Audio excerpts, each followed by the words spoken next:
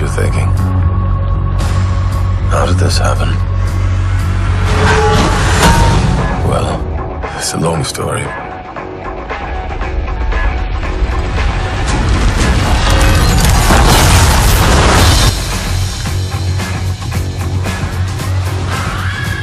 Bon alors, personnellement, je trouve que le film, il est un petit peu ancré sur la légèreté. J'aurais aimé un petit peu plus de noirceur dans ce dernier volume de Thor. J'ai adoré. Moi, je suis une fan aussi. Je pense que Dieu débarque sur Terre et c'est le 25 octobre en fait. J'ai bien aimé. Bizarrement, j'ai bien aimé parce que j'ai pas aimé les deux premiers, pas trop. Et là, en fait, le 3, je l'ai trouvé assez cool. J'ai eu l'impression de voir un long sketch de SNL en fait. Donc il y a des blagues très sympas, du comique de situation qui marche bien. Mais sur 2 heures, ça devient un peu lourd en fait. C'est super, c'est le film Marvel que j'ai peut-être préféré, surtout dans la phase 3. Plutôt étonné parce que j'attendais pas grand chose et finalement c'est pas si mal, c'est pas le meilleur Marvel mais c'est pas le moins bon non plus. C'est pas mal. Asgard is dead.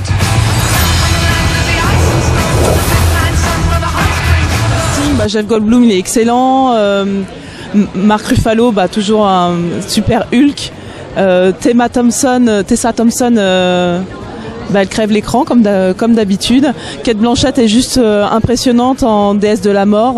On la connaissait vraiment en Galadriel. Là, c'est le côté obscur. Il y a des moments où il abuse des effets numériques.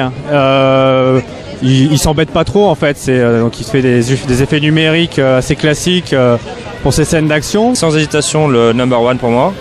Après, c'est pas ma licence c'est pas mon super-héros préféré, Thor, mais il y a des apparitions cool. Bon, je vais pas trop spoiler, mais des apparitions cool et j'ai bien kiffé comment ils ont intégré en fait le film dans vraiment le MCU.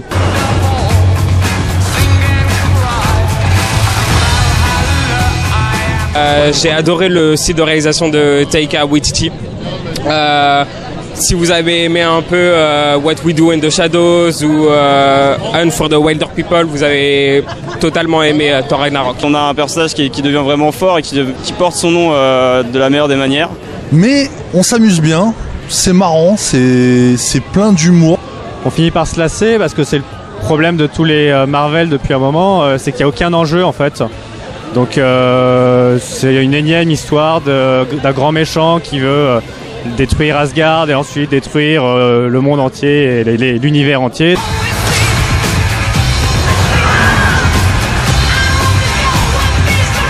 Et les acteurs, le casting est assez cool, mais bon, ça avait pas mal leaké, donc pas trop de grosses surprises. Les scènes d'action, elles sont bien, mais le problème, c'est qu'elles sont un peu entrecoupées par d'autres scènes, donc ça coupe l'effet du moment en fait.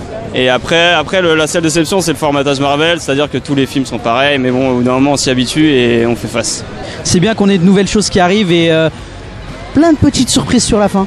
Des choses qui sont pas dans les bandes annonces. C'est bien.